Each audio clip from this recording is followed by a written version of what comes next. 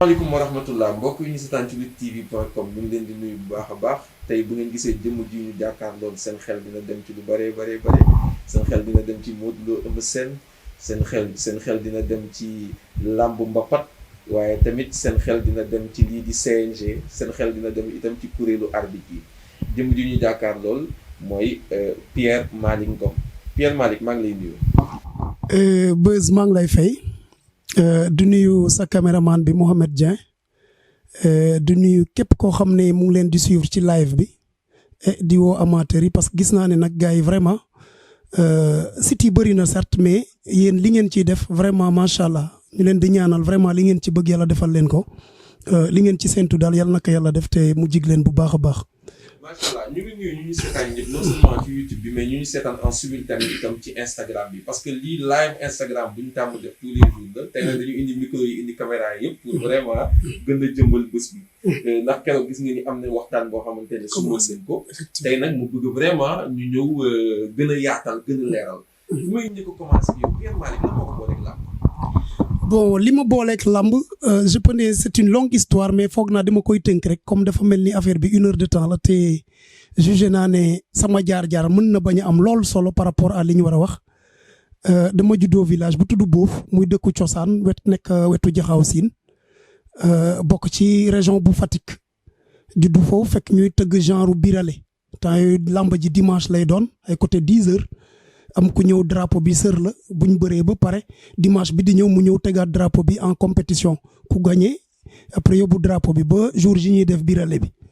donc ma nekk xele di seetaan gis sama papa di arbitrer affaire bi virus bi commencé ma dugg ma màgg aussi di topp lamb di ko seetaan j'étais plus football nag que lamb mais bi ma demee am benn doyen ma commencé di jàngale parce que bi ma defee sama cursus scolaire ba ñëw université ci la admis école des instituteurs bu EFI bu Thiès ñëw Dakar ñëw Kaolack ñu affecté ma sama première zone village bi ñuy wax Kébé ma fekk école bi nekk abri provisoire te dëkk boobu aussi gis naa ne ñu bëgg làmb lañ ma xool champion yi ci zone yi comme école bi amoon na ay cantine scolaire ma jël ci ceeb bi desoon tëggal leen drapeau autorités yi dëkk ci dëkk bi yëpp ñu jox leen ay soutien ñu jox ñu xaalis boo xam ne pratiquement am na benn salle de classe boo xam ne képp ku dem Kébé Ndourène nekk à quelques 7 kilomètres de Kaolack tu vas voir que salle bi ci lamb lañ ko tabaxee donc benn doyen gis ma foofu un ancien arbitre Alassane si ma koy nuyu au passage ne ma comme bëgg nga lam formation bu amatee ñëwal def ko 2006 a formation am à Gossas ma dem def ko di arbitrer drapeau Souleymane Ndéné Ndiaye bi doon am à Guinguinéo waaw année yooyu jamono yu yàgg yooyu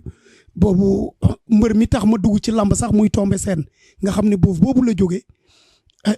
bokkoon ci génnoon ci génération boo xam ne ñu bëri dañ doon bëre mu bokk ci génération bi génnoon tombé boobu nag ma topp ko uuf ci mu kaayam dem ba yàlla dogal drapeau Souleymane Ndéné muy bëre commissaire ma arbitré ko parce que boobu def naa formation bi et continuer nag ñu affecté ma à Dakar ma demandé pour intégrer la commission centrale des arbitres noonu laa defee ay jéego jàll échelon yëpp mooy grade yi parce que arbitrage dafa am ay grade ma jàll grade départemental régional national ba yàlla dogal 2011 ñuy def grade international fii ñu amoon 10 candidats Sénégal yàlla dogaloon ma bokk ci ñett ñi nga xam ne moom la Sénégal amoon comme arbitre internationaux di ànd ak équipe nationale championnat d'Afrique di ñëw parce que formation bi dafay boole fépp bépp bëre yëpp bëre simple bëre dóor bëre CEDEAO bi gars yi di def yàlla dogal bi ñu admee bële aussi ñuy nekk ay arbitre olympique foofu aussi ñetti pàccu arbitrage la ñetti pàccu làmb la parce que foofu dafa am lutte li ñuy wax gréco-romaine am li ñuy wax lutte féminine am li ñuy wax lutte libre donc ñetti xeet yooyu yëpp aussi ku nekk ak sa règlement la yàlla dogal na bokkoon naa ci arbitre yooyu ñetti forme de lutte yi am lutte olympique. mais bëgg naa ñëw tuuti ci aspect amateur. aspect amateur mooy. waaw dëgg la. ñoo fi tegoon tànk. bon man mën naa ne ay année man bi may doog a seetaan lam birale bi doon am jaxaw boobu sax foog naa duggaguma école parce que boobu ay 6 ans yooyu laay war a am mais dañ doon ñëw façon bu ne dañ ko doon def pour dugg soit yaa xam mbër di ñëw nga teel ko butéel bi pour dem yaa xam aussi nga gis buntu ruq boo mën a jaar ba glissé wu dugg ci biir donc dañ doon def ba fekk mais jamono yooyu am na ko tudd Pierre mu ngi dëkkoon ginnaaw ñaaxaar mu doon bindu pito bu Sindiane Pierre boobu année yooyu ponkal yu bëri yu nekkoon ci siin bi da leen doon daan ñii muy dóor di daan il a impressionné tout le monde. Merci beaucoup Beuz yow xam nga jaxaw gis nga tundu jaxaw bi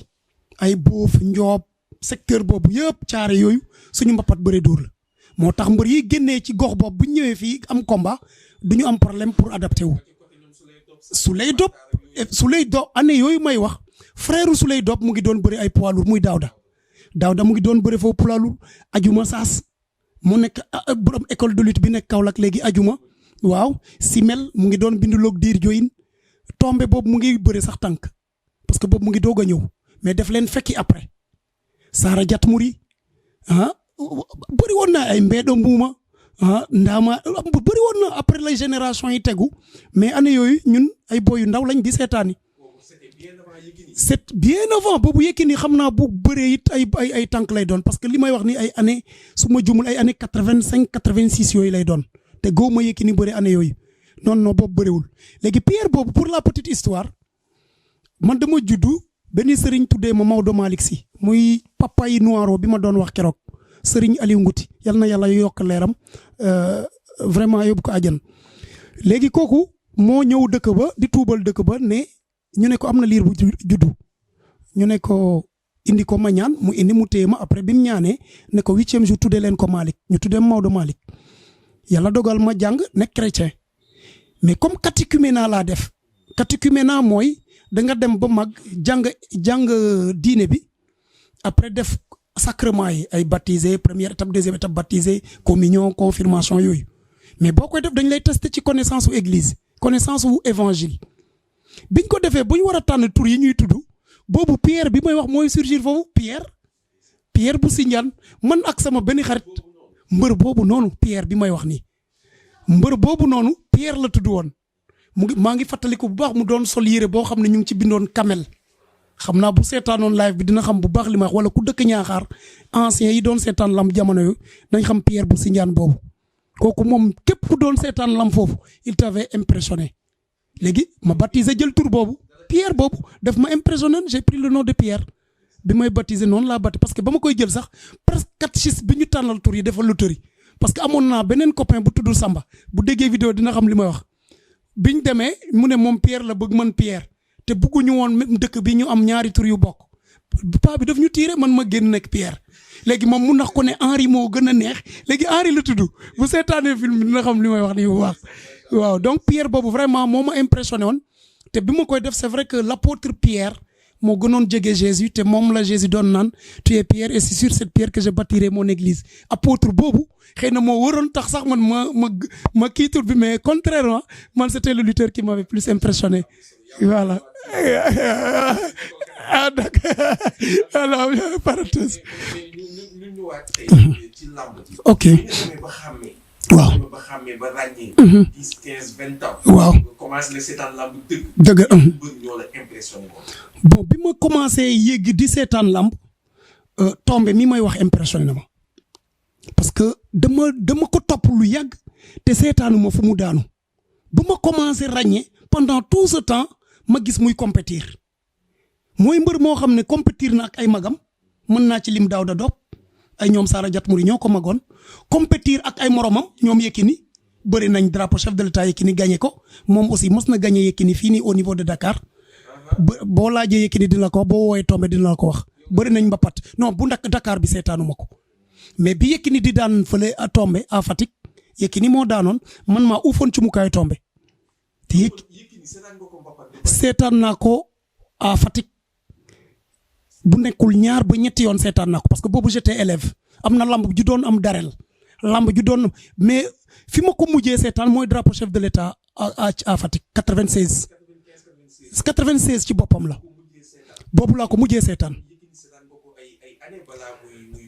95 seetaan naa ko 96 laa ko mujjee seetaan parce que au début pour te dire vrai au début bëre simple neexuma woon may nuyu au passage le ministre Moïse Sarr presque bokk na ci ni tax sax ma seetaan bëre simple parce que buñ demoon seetaan yi lamb moo mosoon am darel ñu seetaani ko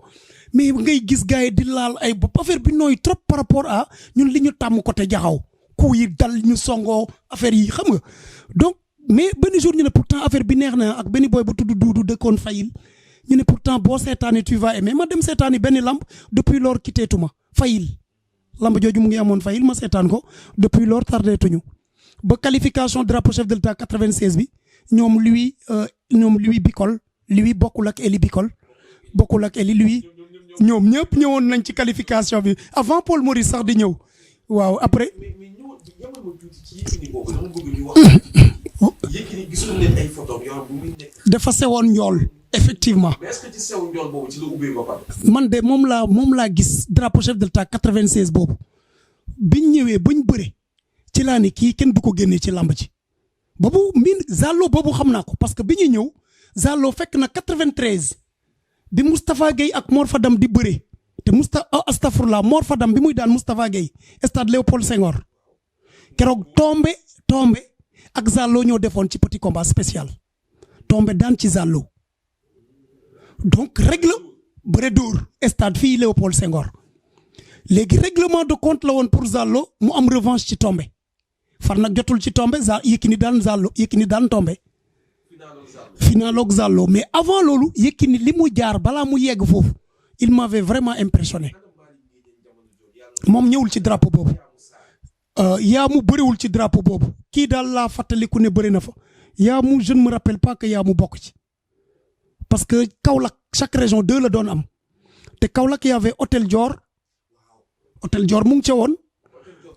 waaw Hôtel Dior poids lourd Hôtel Dior tombé ko éliminé tombé moo éliminé Hôtel Dior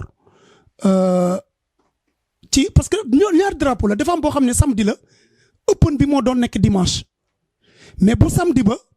maa ngi fàttaliku combat boo xam ne dafa commencé di jat pareegul sax Zallo ramassé tànki taxawul sax day jat nii pareegul mu arbitre pare nga mu ne waaw pare nga mu continuer def jat bi Zallo fekk ko fa ramassé ko daal Hôtel Dior jël bu gaaw deuxième jour bi ci open bi nga xam ne ñëppay jaxasoo tombé moo ko éliminé woon bon Yamou Sarr je ne me rappelle pas mën naa mu ngi ci woon. mais est-ce que mos nga seetaan fu Yékini ngemboo Yamou Sarr. pour ñu daje moi je ne crois pas que ñoom ñaar daje woon nañ ci drapeau chef de l'État te boobu laa seetaan mu amoon champion yooyu yëpp bu 96 boobu mais boobu ma seetaan Yékini moom vraiment man ci laa ne kii c'est un champion confirmé. mais kan moo gënoon technique entre Yékini Yamou Sarr ñoom Fabi Fenir ak yooyu noonu. bon Fabi suivre ma ko Yamou suivre naa ko mais suivre ma ko lu yàgg mais Yékini moom wax dëgg fa yàlla xam nga nit ñi moom ku nekk day am loo xam ne mbër mi loolu moo lay impressionné ci moom mais c'était quelqu'un boo xam ne dafa fort ci loxo yi fooroon ci tànk yi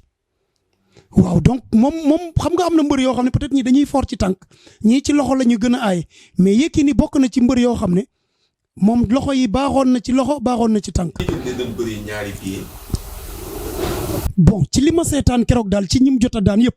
parfois da lay daan sax te doo yëg ne daan na la parce que bi muy daan tombé non c'était tellement facile affaire bi dafa yomboon tellement pour ñun tombé ni mu daanoo sax moo ko tey te affaire bi ça faisait tellement mal plaquage bu gaaw la ko plaqué bu gaaw a gaaw. est-ce que boobu la bëggoon dóor Zallo lu taxoon Zallo la ci plaquage bi ci sa xalaat. waaw Zallo il était très technique kooku aussi franchement bëri simple ku ko lim man xam naa ne jamono yi Zallo bu ko fekkee woon ay millionnaire lay doon je vous assure.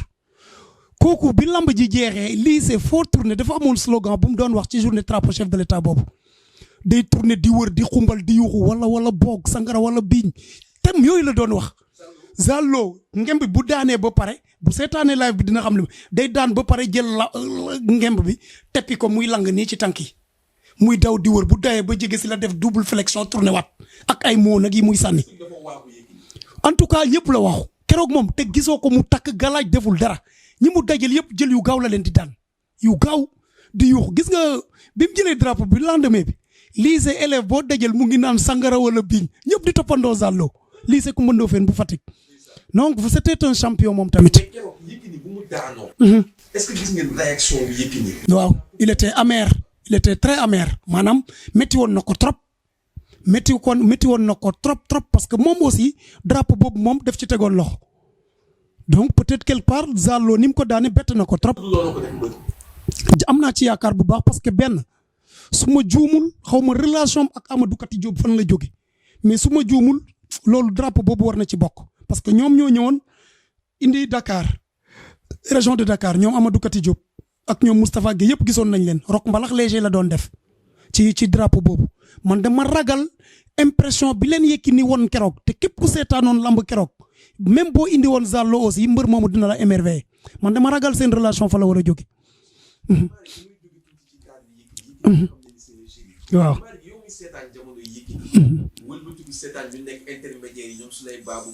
waaw waaw. ñëw ba ci tey jii. waaw même hôtel Dior déggoon naa dafa garaaw. waaw ñu ñëw jóge foofu jaar ci ñoom Galas en 2000. waaw jaar ci Manick Ndiaye. waaw ku technique.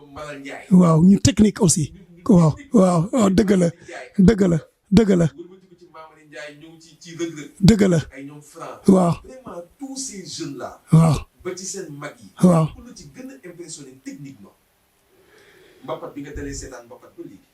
bon xam nga bu ma waxee rek dañ naan tombé moo ma dugal ci làmb effectivement moo ma gën a impressionné parce que dem naa ba nekk mag te gisuma ñu daan ko donc bu ma gisee jëlam bëriwul yiñ ko daan Fatick boobu mën naa ko lim parce que xëy na comme j'étais loin de Dakar sori woon naa Dakar moo tax xëy na yiñ ko jot a daan Dakar fekkewu ma ko te ñi ko jot a daan Dakar boobu mu ngi ci fin de carrière mais bi muy nekk jeunesse am nii rare ngay dégg suñ génération yi ko toppoon ku fekkee ni daan nañ ko te lii am na nag mais taxu ko woon bëri yëkkati nga ko ba ci kaw combat njelem wetu jaxaw Daouda yëkkati ko ba ci kaw tombé fi mu jaar sax xamu ko ba daan Daouda donc y a beaucoup de ñii dañ demoon ba foog ne waa ji bopp bi dafa am leneen lu muy àndal waaw non c'est très sérieux non je vous boo waxee dañuy naan c'est parce que ñoo dëkk mais ñi ko xam ils diront que effectivement waa ji génie la woon te mbër yi compétir ak moom ils peuvent confirmer mën nañ confirmer li may wax moom émerveillé na ma Yékini émerveillé Zallo émerveillé na ma trop Zallo marqué na ma trop moom Zallo tamit franchement voilà un champion confirmé xëy na li mu wone bëre dóor li mu wone bëre simple sax a ko gën non Rock Mbalax léger la woon final lañ ko gagné moo ko Tafa Gueye 2 je ne pense pas mu participer ci compétition boobu parce que Dakar Rock Mbalax laa fa ràññee woon amoon na un Saliou Faye Moustapha Gueye moo leen indi woon Moustapha Gueye bu mag moo leen indi woon moo indi woon encore Zallo boobu noonu parce que boobu ñoo nekk écurie Fass pratiquement région de Dakar écurie Fass ñoo ñëwoon waaw mais Moustapha Gueye mën naa am mais je ne l'ai pas reconnu ràññeewu ma ko keroog ci drapeau boobu. waaw génération actuelle. ah ok waaw dëgg la. dëgg la il le mérite. man itam ku ma laaj dinaa la war a mën a wax kan moo ma gën a kan laa xalaat ni moom moo gën a prouvé. dëgg la yow entre ñoom Yékini ak Reug Reug ñoom Pakala suñu doole ñoom Malal Ndiaye ñoom Mamadi Ndiaye ak ñeneen ñu téye làmb yow kan moo ci koo xamante ni moo gën a marqué bëri simple. Yékini mën naa wax Yékini je peux confirmer Yékini parce que ñun même avant drapeau chef de l'état boobu ñuy jàng Fatick yëpp parce que tund boobu yëpp lamb la ñuy dund lamb Njaañaay lamb ci ili mais drapeau ku ko jël aussi nit ñi dañuy dégg ne diw moo jël fële